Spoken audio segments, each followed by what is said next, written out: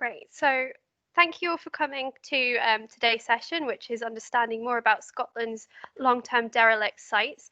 Just an overview of the format for today. Shona Glenn, who is Head of Policy and Research at the Scottish Land Commission, will just talk you through the context and some of the background for this work. And then we're over to Caroline Thornton from SEPA, who will talk you through the next steps for this work and what we're trying to achieve. And then we've got two really interesting case studies from Highland Council and Stirling Council. Both have a very different background and different views on vacant derelict land and data use. So they'll be following on from that before we have a Q&A. And we're hoping to wrap up at 3. So please do start typing your questions. Yeah, so that's me. I'm Kathy Pollard. I'm a policy officer at the Land Commission and I work on vacant and derelict land. But yeah, thanks, and over to Shona. Right, thanks Kathy, and I'm hoping that the technology is going to work for me. Hello everybody, and thanks very much for coming along. Now, I know some of you will be aware, or I hope some of you will be aware of the work that the Land Commission has been doing over the past couple of years on vacant and derelict land. And I know a lot of you have probably got questions about that. Who are we? What's our remit? What on earth are we trying to achieve anyway? And I would really love to get into all of that. But to be honest, it would take a lot longer than 5 minutes. So if you're interested in the background to this work, and there's a lot of background, please do check out our website because there's loads of information on there and it should answer any questions you've got about where this has come from. But for the moment, I'm really going to try and focus on one question. Why are we looking at vacant and derelict land? And there are 2 very good reasons for that.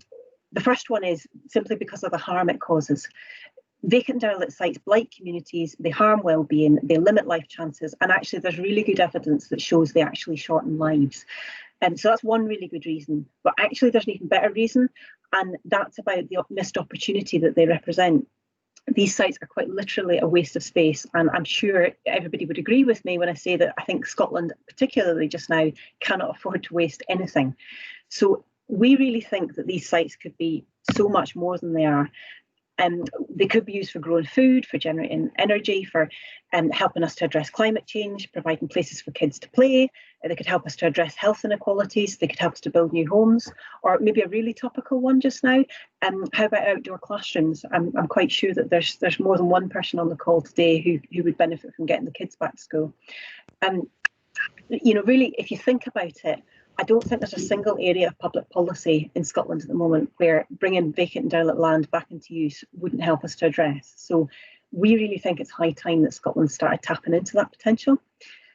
But I suppose I know, you know, you guys, you know that already. And the difficult bit, I think, is really convincing those with their hands on the purse strings that this is something worth doing. But I think the good news is that actually there's a huge amount of potential, and you know, there's a huge amount of potential and a huge amount of political momentum behind this at the moment. The potential of vacant derelict land to help deliver on those wider policy agendas and to deliver on the government's place agenda in particular, is really recognised. You know, there's a lot of interest in this at the moment. So if you go away with one message from today, I'd really like it to be this one. Now is absolutely the time to be making this stuff happen. So how do we go about doing that? Well, in 2018, the Land Commission and SEPA got together and we set up a task force. And the purpose of the task force, which is what's on the slide there, the purpose was all about helping us to create a policy environment that makes it easier to do this kind of great work. So we can move to a situation where it's no longer acceptable for large chunks of urban Scotland just to be abandoned. So the intention wasn't for the task force to tell people how to deliver these sites, and it certainly wasn't task force to go out and deliver the sites ourselves. It was much more about trying to change the policy environment to make it easier for that to happen. So in terms of how we went about doing that or getting started, we started by doing a whole bunch of research. And again, I'm not going to go into the detail of that today, but it is all available on our website. There's lots of reports and I really would encourage you to have a look. But from all of that research, we were able to identify 4 key areas where we really think we need to focus to make that change. And what we're doing now is developing a series of recommendations about what we think needs to be done across each of those areas to make that change happen. We're going to be publishing the recommendations in September, and we are in the process at the moment of undertaking a fairly major consultation exercise to help us shape what those recommendations will look like. Now, if we haven't spoken to you, then the chances are we have spoken to one of your colleagues about this. So you know there will be a chance for your views to be fed into the process. But really, what today is all about is the third of those areas in the wheel there. It's about the delivery piece, and this is where we're really hoping that you'll be able to help us. We're very, very aware that a lot of great work is being done all the time to bring vacant and derelict land back into use. You know, every year sites come off the register, and we can all point to projects that have managed to bring some really quite challenging sites back into use, and that's fantastic. But the fact is that the overall amount of land on the register actually doesn't change an awful lot from year to year, and some of the sites on the register have been around for a very long time. So without a concerted national effort, that's unlikely to change. But that kind of effort needs a focus. It needs to start somewhere. And it really makes sense to us to start with the most challenging sites, the ones that are really causing the most problems for communities. So what we did as part of the research is we were looking for a starting point, a focus for activity. And we started by looking at urban sites because they're closest to communities, so most likely to be causing harm to the most number of people. We decided to focus on derelict sites on the basis that they're likely to be the most challenging ones. And we decided to focus on sites that haven't been used since at least the year 2000. And the reason for that was that predates the financial crash, so it's likely those sites are genuinely stuck. By applying those filters to what's in the register, we were able to narrow down our starting point from about 3,500 sites down to about 600. So that immediately sounds a lot more manageable. Those are the dusties. They're derelict urban sites that have been unused since 2000 or earlier. And personally, that's my favourite acronym in Scottish public policy at the moment. So when we make our recommendations in September, we're going to be asking government and the other national agencies to really focus their delivery efforts on those sites. Now, that doesn't mean that other sites aren't important, and it doesn't mean there's not going to be any funding available for sites that aren't on the list. And we're not asking all of you to change what you're doing. It's simply a way of providing government and national agencies with a focus for their efforts. And if we can do that, and this is the crux of this, if we can do that, then we can add new priority sites later, but we need to get the system working properly first. So if there are no dusties in your area, please don't worry about that. It's just a starting point. But in order to make this work, we really do need your help. The list that we have is based on the current vacant and derelict land register, and we know that that isn't as up to date and sometimes isn't as useful as it could be. So what we need to do next is run a bit of a sense check about on the sites that we've identified to make sure that it really does make sense to focus on them. And that's really where we hope that you guys might be able to help us. So I'm going to try and hand over to Caroline now to explain a little bit more about what we're hoping you might be able to help us with. So thank you for your time. Okay, thank you, Shona. Hello, everybody. And yes, I hope everyone's staying vaguely sane, whatever the definition of that is these days. I'm just going to try and share my screen, and if that doesn't work, hang on, your entire screen, yeah, share. I'm not sure why it won't let me do it at the moment. Shona, I might ask you to just click on the slides if that's all right. Is that okay?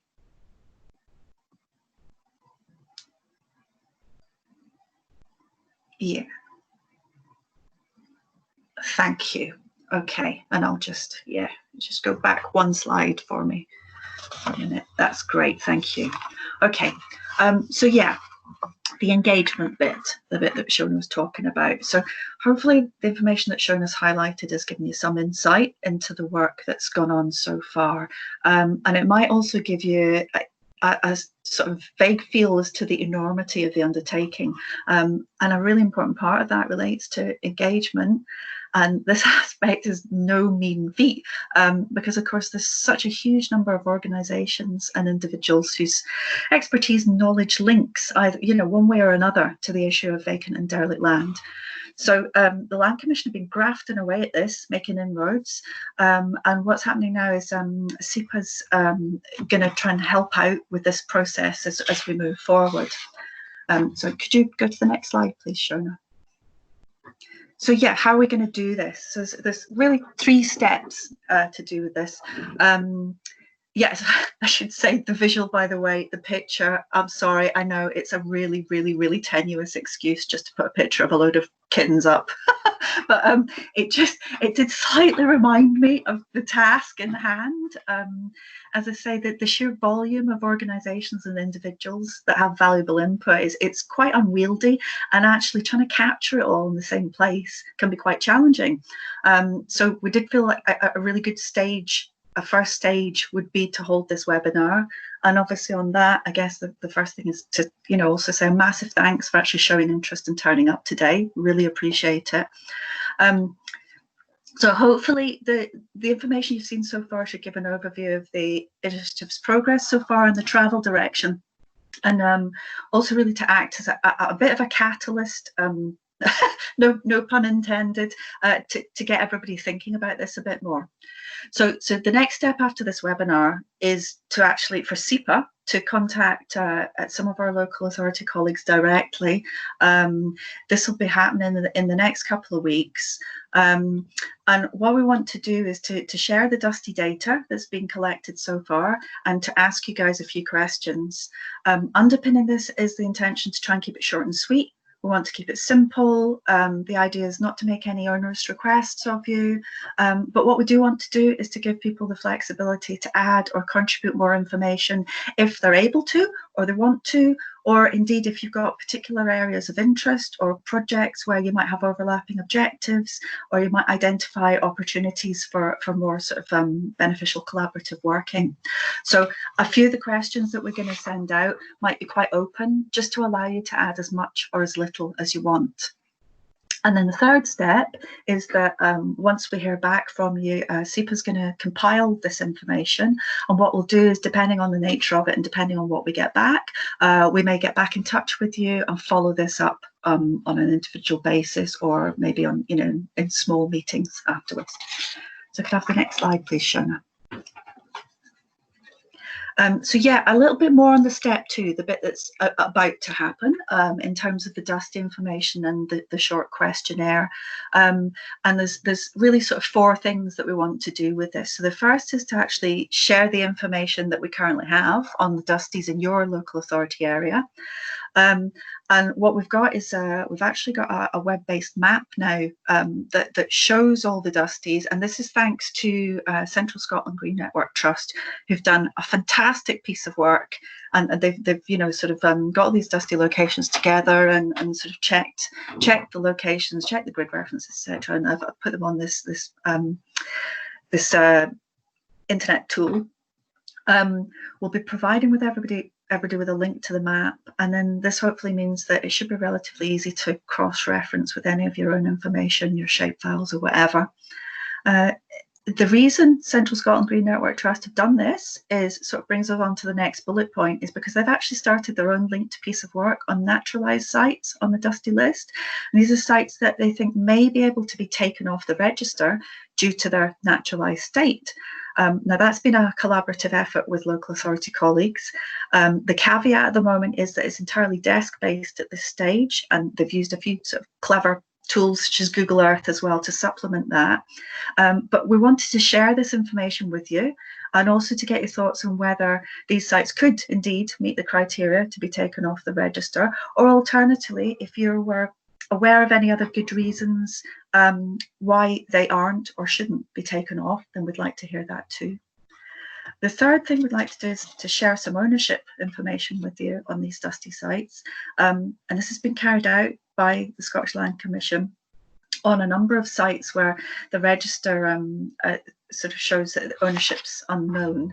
And what they've actually done is gone away and purchased a load of title deed information. And in the process, I've discovered that quite a few sites that are publicly owned, belong to the council, are there that maybe the local authorities aren't aware of. So we'd like to share that with you. And then the final part of it is to ask you a small number of questions. We're thinking maybe just 5 or 6 tops. And these fall into three broad categories. So could I have the next slide, please, Shona? Thanks. So what are the questions? So as I say, three broad categories, specific, a couple of general ones, and then one about case studies. So in terms of the specific questions, one of the key ones here, and hopefully a really simple one to answer, is if you're aware of any current ongoing activity on any of the sites, or indeed any imminent work in terms of remediation or development.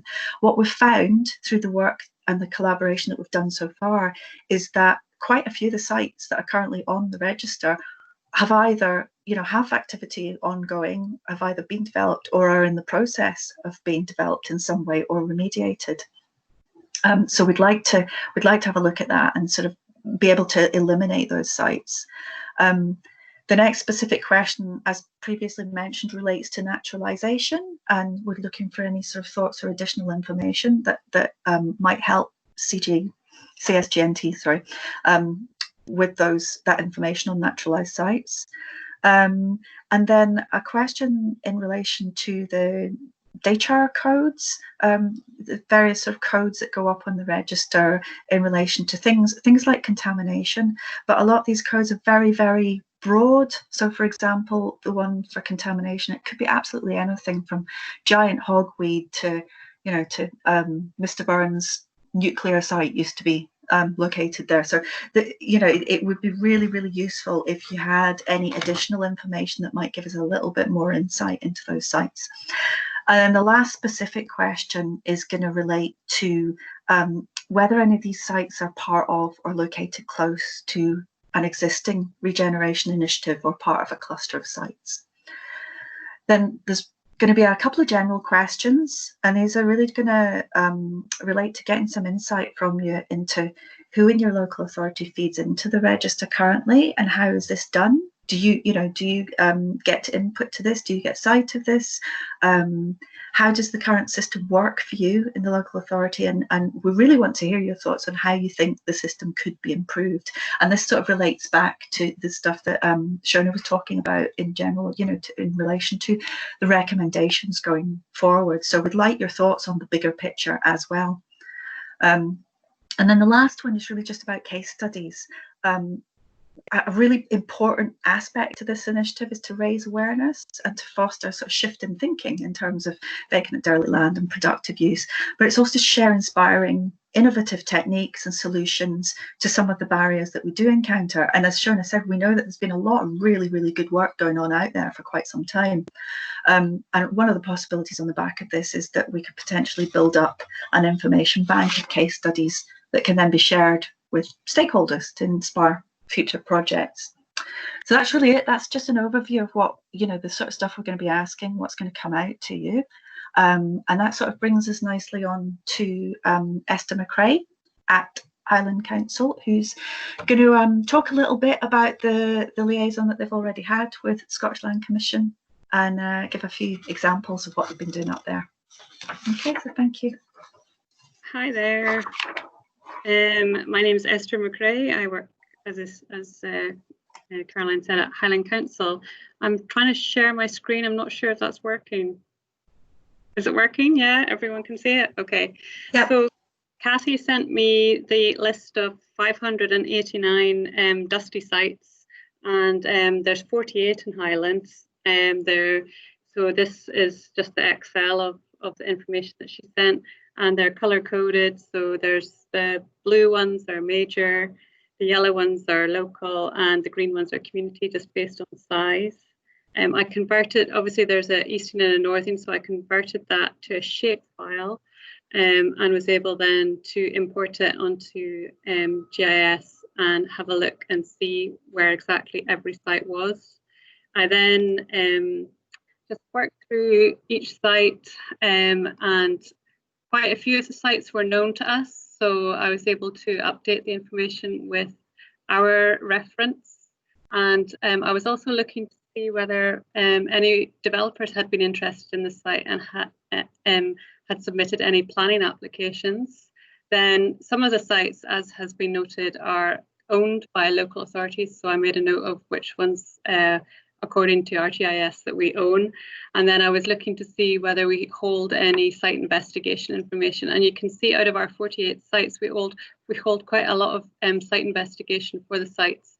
And the sites that are highlighted in red what should actually be taken off the vacant derelict land list because they have been redeveloped. 2 of them were redeveloped with vacant derelict land funding. Highland Council used to receive vacant derelict land funding, and so we've got a good news story just here. Don't know if you can see that. Hopefully everyone can see that. And it's a former derelict petrol station and vehicle repairs garage in Invergordon was converted into remediated, and housing for disabled people was built on it.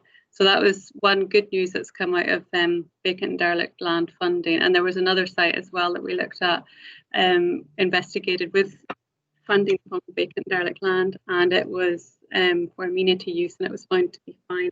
So those are 2 good news stories. But obviously I was quite surprised at just how much information that we hold that possibly planners aren't aware of, and that would be useful for other developers if they're interested in the sites. So I think some way of letting people know what information we have would be useful as part of this exercise, just to clean up the vacant derelict land list and to bring these sites forward. And that's all really. I'll stop sharing my screen now. Thank you very much for that, Esther. I think that was really useful, and it's really helpful to see how you've worked through that spreadsheet. So thanks very much. And we've got a chance to ask questions later on, so you don't mind hopping back on later if you need to. No, that's fine. Yeah. Brilliant. Thank you. And now we've got Michael. I think Michael's there. I can see him. Michael Mulgrew from Stirling Council, who's going to talk a little bit more about the Stirling approach. Hi everyone. I've got a camera issue today, so I'm just checking that people can see the screen that I've just shared there. Yeah, we can see you. Okay, awesome. So yeah, I am a senior planning officer at Stirling Council, and part of my role involves looking at vacant derelict land and returning the survey every year. There's a lot of background I could go into, but I'm going to try and keep this fairly short just for time. But essentially, coming out of discussions with Shona at various events over the last year that the Scottish Land Commission were at, and thinking about vacant derelict land, I really had a question about, what is the purpose of the vacant derelict land register? And some of the things the issues were being brought up, it occurred to me that maybe we need to think a little bit differently about the purpose of the register. Is the register just there to record the size and location of land and then to allocate funding, or can we use it a little bit differently? For Stirling, vacant derelict land is not a major issue. I think it's something like 0.015% of our council area is classified under the audit. And when we got our Dusty list, there was 2 sites on it, and both sites actually are currently on subject of planning applications at very different stages. So it's not a massive issue for us in the same way that I think it is for some other authorities. But Stirling Council has declared a climate emergency, and one of the things that we've been tasked with looking at is vacant derelict land, and looking at how we can better repurpose existing land, rather than kind of constantly trying to encroach on greenfield or moving into greenbelt land. So just to kind of briefly talk through this, we've got an audit that we do every year. Look at kind of statistical analysis of vacant derelict land. We do some various comparisons and to see what the general trend is, and it's a fairly positive trend in Stirling of sites being removed from the register, which is good. And one of the interesting things that we've got that came out in kind of discussions as well is that one of the things we're trying to do is identify what sites that we really need to focus on. And actually, there's 33 sites in the survey as of last year, and 79% of them are allocated in the local development plan for future development. So it sort of indicates a trend that, in theory, we should be continue to see a reduction in the land that's already on the register. So the question was, well, how do we then direct funding to the most appropriate sites? and where is it worth the council spending the money? Because in our view, if it's already part of your land supply, and the market is likely to take care of it at some point, and really is it where you should be focusing your efforts? So to kind of come up with an answer to that, I've developed a kind of prioritization matrix, and essentially it's a mathematical model that looks at planning criteria and gives it a score, amenity criteria and gives it a score. Again, they're weighted equally, so the maximum score in each one is 15. And then we allocate the site size to get some comparisons. What that then does, just to briefly show you, is it allows us to plot it on a graph and trying to get some kind of visual representation of the vacant derelict land sites and trying to assign some form of priority to them. So if it was in the green category here, then it's unlikely that we need to do anything. So we don't need to worry about that site at the moment. If it was in the 2 yellow categories, it's either having a high amenity impact, but there's maybe not so much that we can advance on a planning side of it, or it's got a really high planning impact, but not so much an amenity.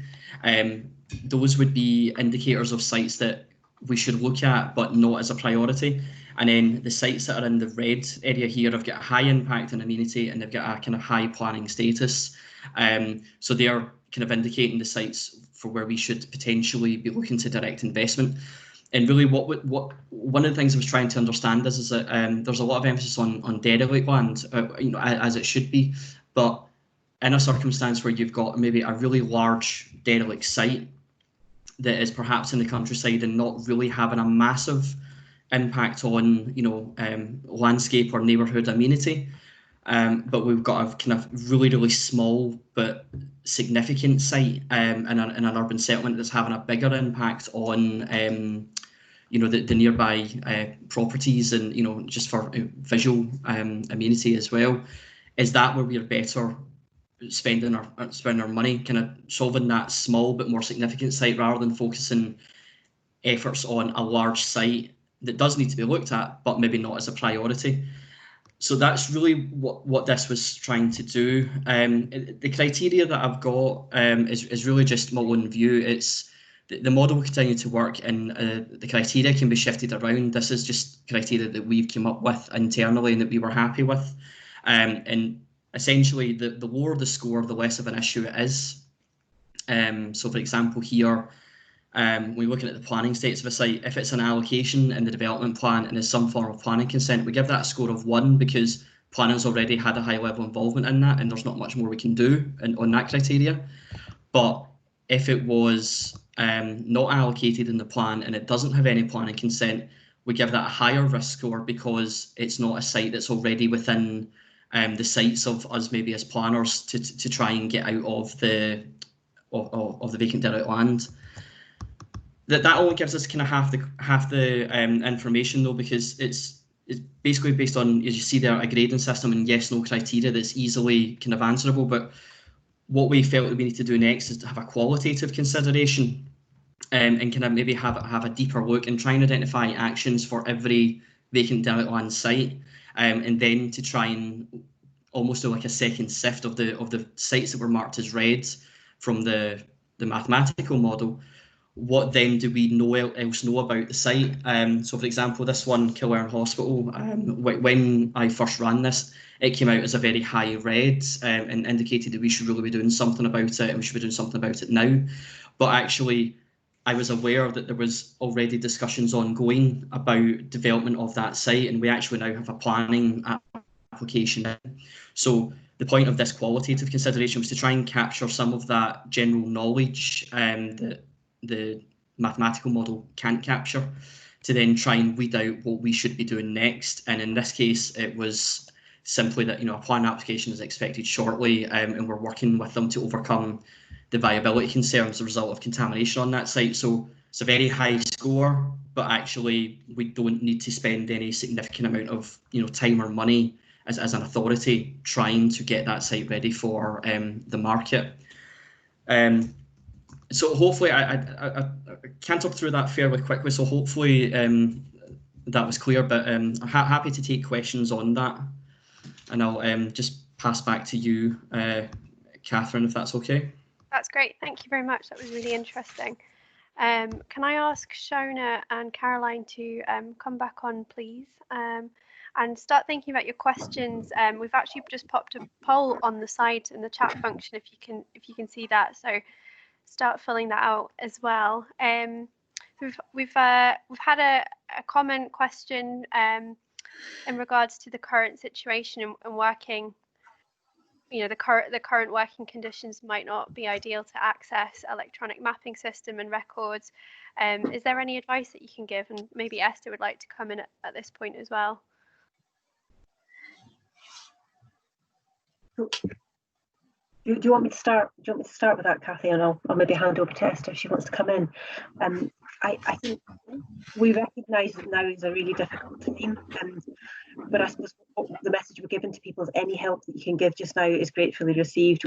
It's a starting point, it's not the end point. So any information you're able to provide is going to really help us. So let's just do what we can. Yeah, and I was going to say, I'd just add to that and say, yeah, thanks, Joanna. It has been at the back of our minds, this, and we had discussed, you know, that might be an issue. So obviously, if we could get an indication from people whether they do or don't have access to systems at the moment, that would be helpful. And then at least we know, you know, that as time goes on, there's the potential to follow up with people, you know, as and when they maybe do have increased access. But as Shona said, anything we can get in the meantime would be gratefully received. Just an aside, Kathy, I've just tried to vote on the little poll, but it wouldn't let me. So I don't know whether anybody else is having the same problem with that or not. I think that's happening. So what we'll do is we'll send out some questions following on from the webinar. Okay. Yeah. Caroline, your camera's off, just to point out. Oh, sorry. Oh, there we go. Right. Great. Just turning it on. There we go. Right. That's probably me not knowing how to use the poll. Okay. There's a question that I actually had, which is about the councils that don't actually have Dusties, and you know, how can they help, and what have they got to gain from participating in this process? Will I go first, Caroline, or do you want to? Yeah, no, on you go, Shona. So I suppose what I would just do is emphasise that the Dusties, it's really just intended to provide a starting point for government and national agencies in particular to focus on. And what we're trying to do here is to provide a way of coordinating the efforts of more than national agencies and governments across the sort of policy environment that we haven't had before. You know, we really haven't had that level of coordination before. And we think if we can get that right, then it should certainly be possible to move on to other sides afterwards. But I think we need to give government and agencies something to focus on first. Otherwise, I think we'll just continue to divide our energies and not really get very far.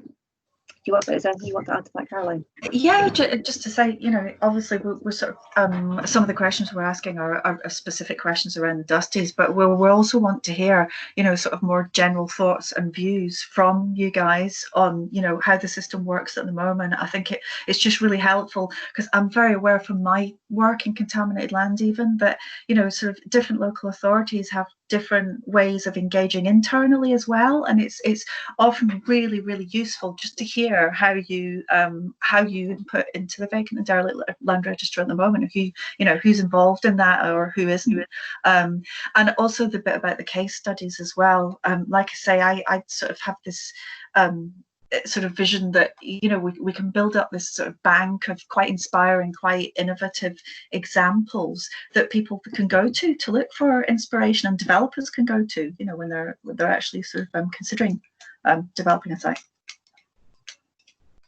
That's all from me. Again, any comments are also welcome. I actually had a question for Esther. Esther, when you went through the process of looking for information, in terms of time and the amount of information you already had in place, could you just give us a rough idea of how long it took you?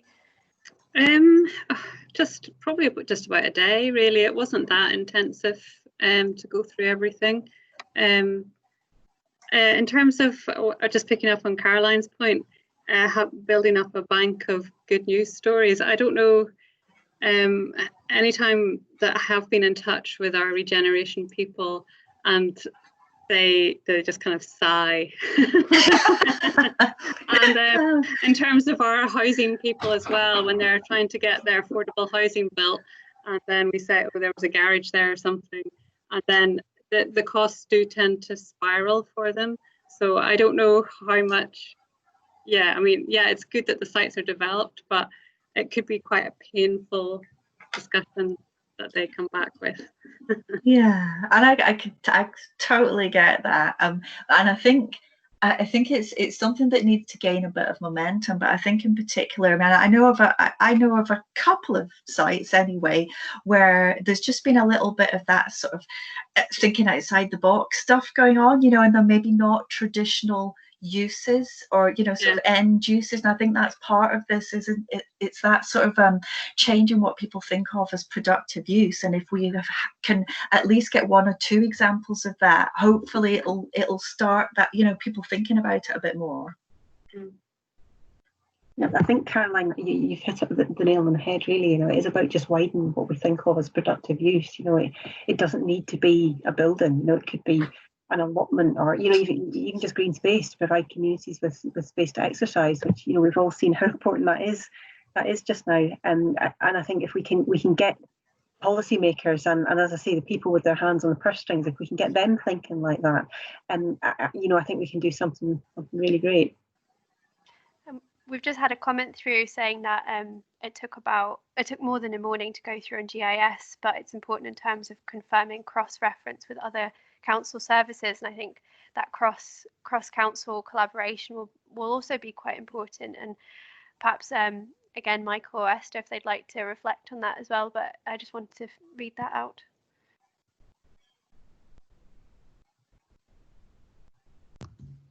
I'm happy to kind of come in on that one just now. Yeah, I think it is important.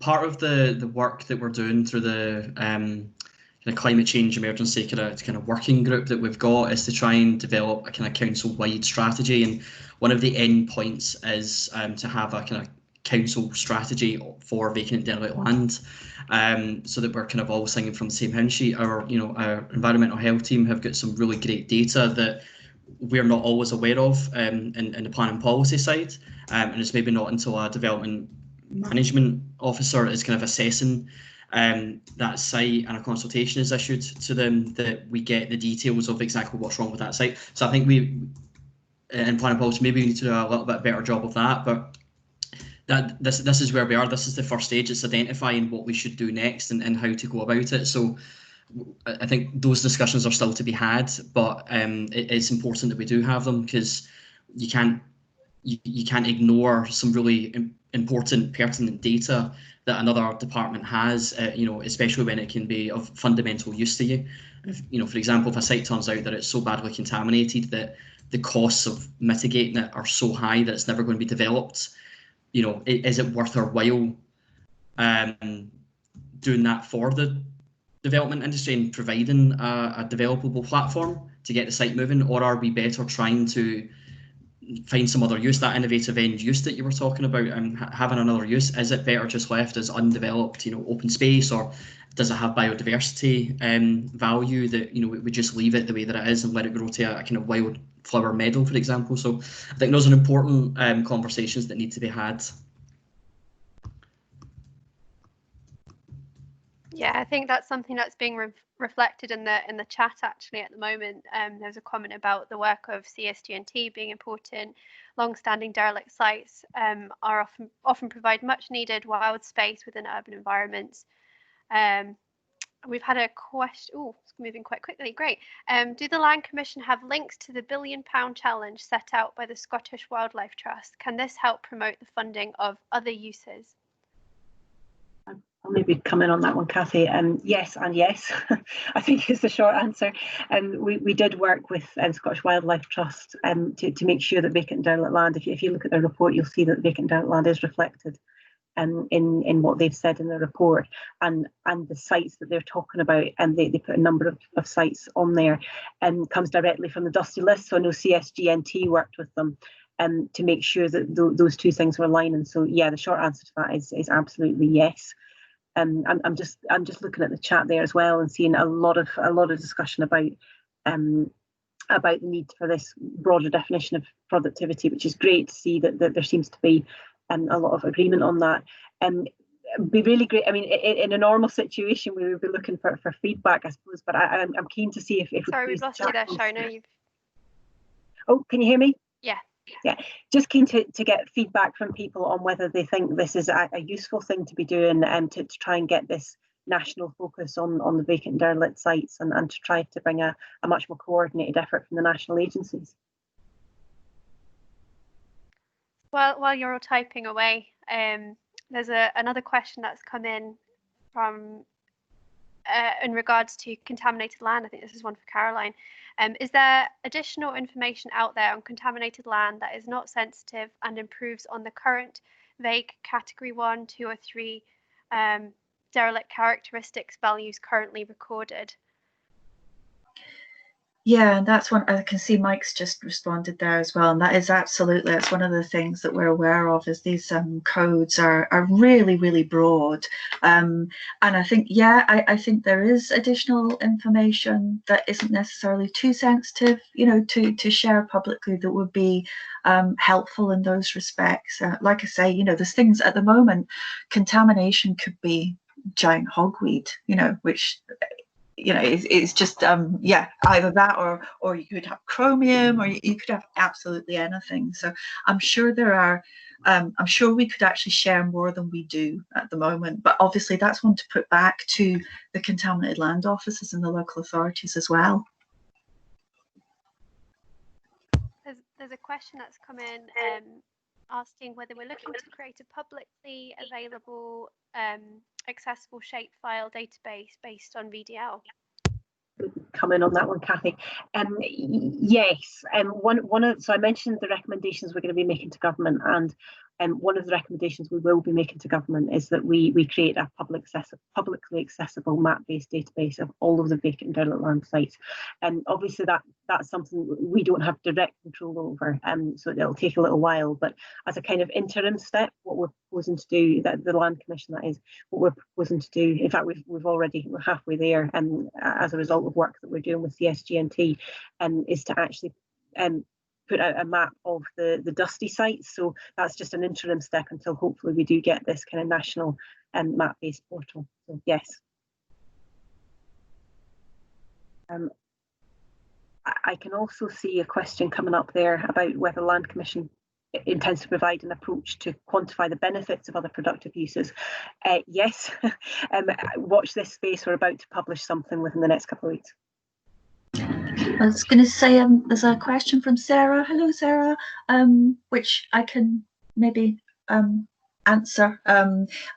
Yeah, and the short version is, yeah, we're absolutely, this is something that has been discussed quite a lot and flagged, and I think part of this exercise is definitely the more information we know, the more we can provide information or what may or may not be a suitable productive use for that site. So that's part of it, and it sort of links again with a lot of the traditional uses might not be, you know, might not mean be suitable with what's on the site, but absolutely some of the less formal uses as well. You have to be careful about things like allotments, etc.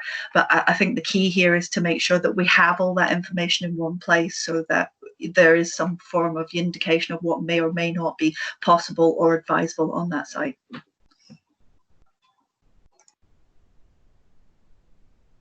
I just see a question up there about Forest and Lands Scotland, Sheila Alderson. Hi, Sheila. Yes, I was aware actually that Scottish Forestry were looking at vacant derelict land resource as well, and they're not actually an agency we've engaged with on this yet, but we can fix that. So thanks for making that point.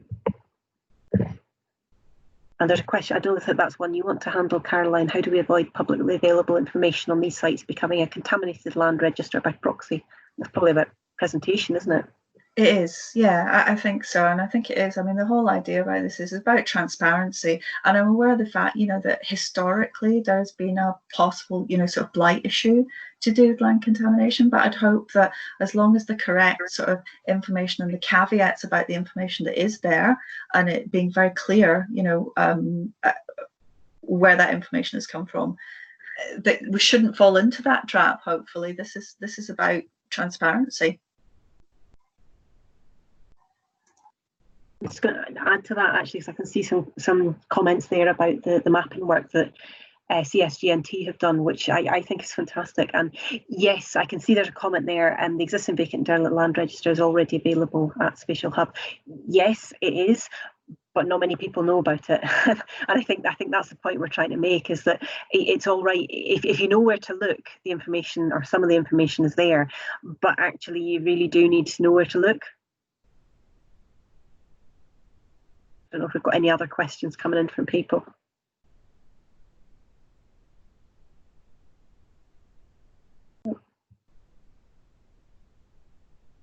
There's a question about GDPR, and are there any issues on releasing ownership details of sites in relation to GDPR? Gosh, I'm not sure, I think is probably the answer. As I understand it, it's all right to be releasing information if you're talking about the type of owner, but you might get yourself into difficulties if you're actually naming names and of individuals. However, the information is publicly available, so I think what I'd say on that one is it's something we're still investigating, and we're not quite sure what the answer is yet, but something that does need further investigation.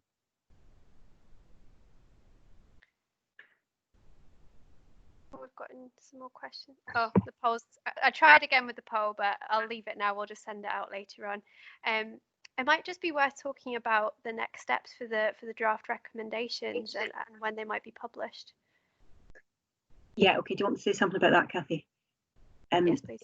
So we, as I explained when earlier, we are working on the draft recommendations at the moment and pulling together views from various different agencies and from the research that we've done so far. And we are aiming to publish the recommendations in September. So look out from them then. And when we do publish the recommendations, we're also going to be publishing a sort of web-based platform which will map the Dusties, so hopefully generating a lot of public interest and a lot of political support. So really hope that you'll be able to help us with that process. Okay, don't see any more questions coming in. I don't know if there's anything else that either of you would like to discuss. I think I've said everything I wanted to say, Kathy, but I suppose I'd just like to leave it with a plea. This has to be a national effort, and we're asking for your help with this, and we really, really hope that you'll get involved. We think it's really important, and there's a huge amount of potential there. And if you think that there are any of your colleagues or teams that would benefit from this webinar, we're recording it, so hopefully you're able to share this with you in advance to any follow-up exercise that SEPA and the Land Commission are doing. So please do get in touch if you have any questions in the meantime, but if not, I'll be emailing you shortly. A few more comments have just come in. Will the people attending today be copied into the email that goes out with a questionnaire? Yes, we will do. We'll coordinate that.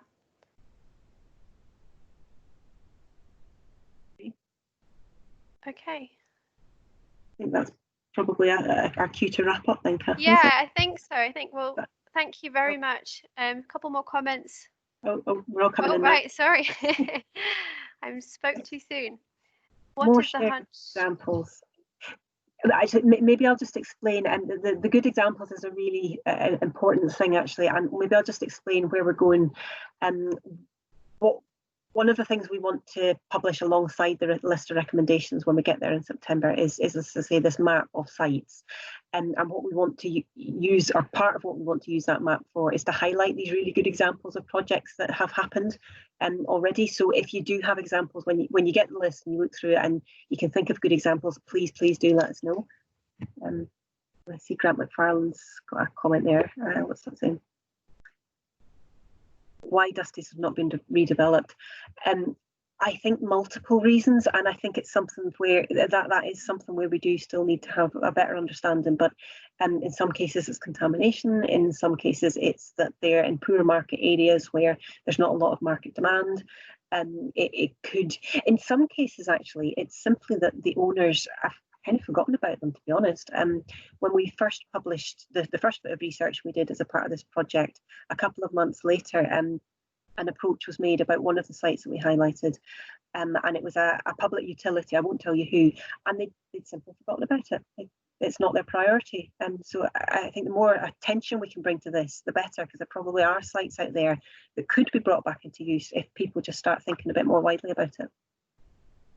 Can I just add to that, Shona, as well? I think an aspect of that is what we've been talking about, in that I think people often have a very, very narrow focus on what they want the end use, owners, what they want the end use of the site to be, or what they think it should be. And that often traditionally focuses around housing, because A, either there's a need for it, or B, because that's the only redevelopment type that will give sufficient income profit to be able to deal with whatever the issues on that site are, for example, the contamination. But I think that's where the work that the Land Commission are doing on funding routes and funding streams, and exactly that what somebody else was talking about, and sort of engaging with the Scottish Wildlife Trust's £1 billion project, etc. And all these things, will feed in to that, to get people looking at a broader spectrum of what you can potentially bring the site back to use for at the end of it.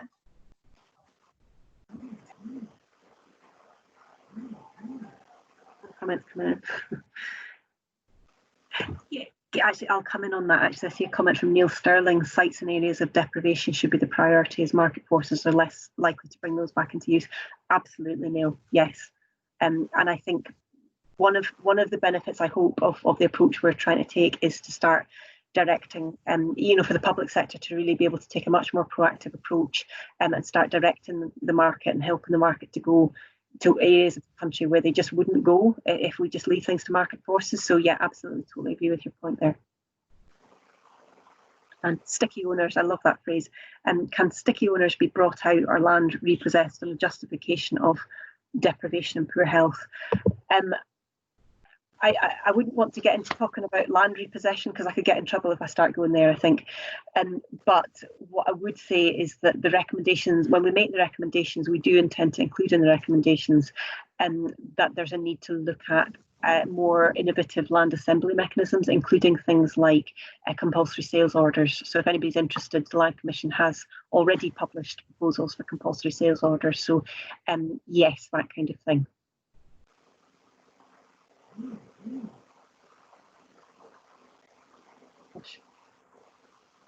And community right to buy, yes.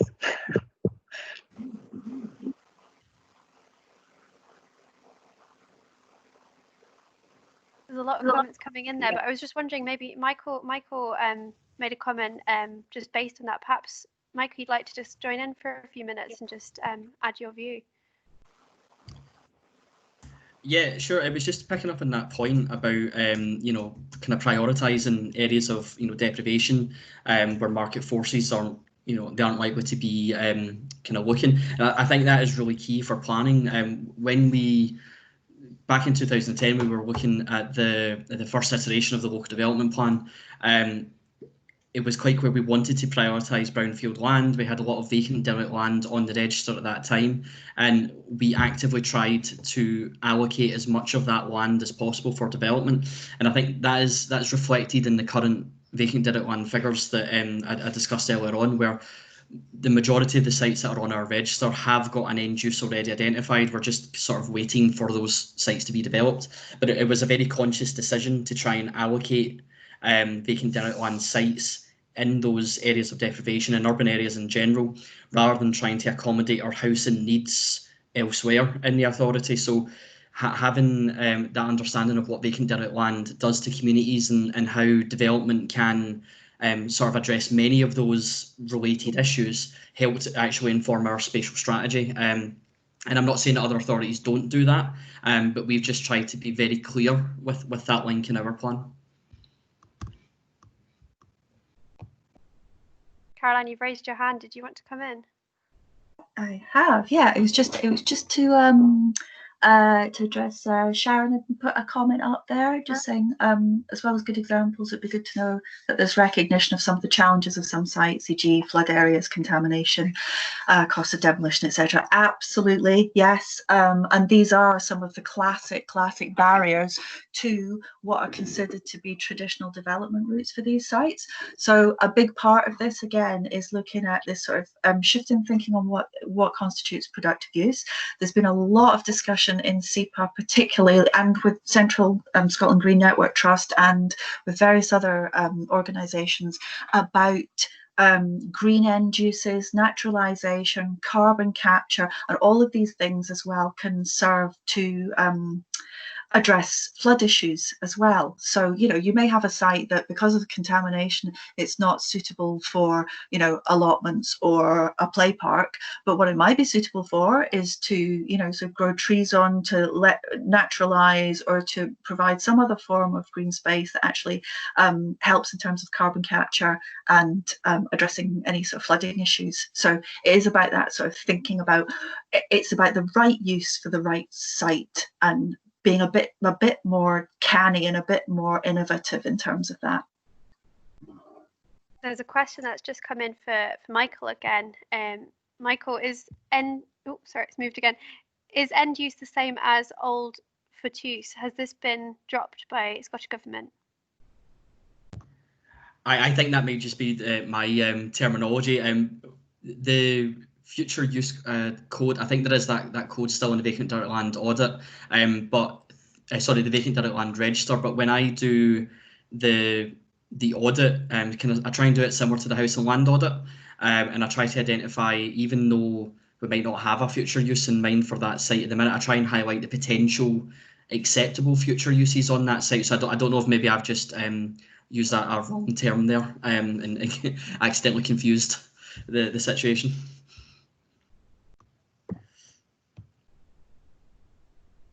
Thanks, Michael. I think I certainly hadn't heard of Virtues, but I'm so glad you took that one.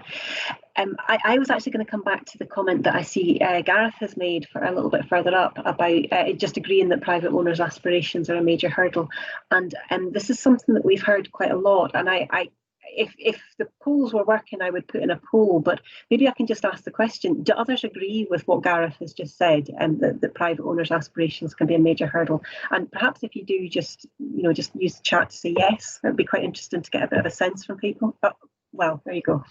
Okay. That's interesting. That's very interesting. Okay.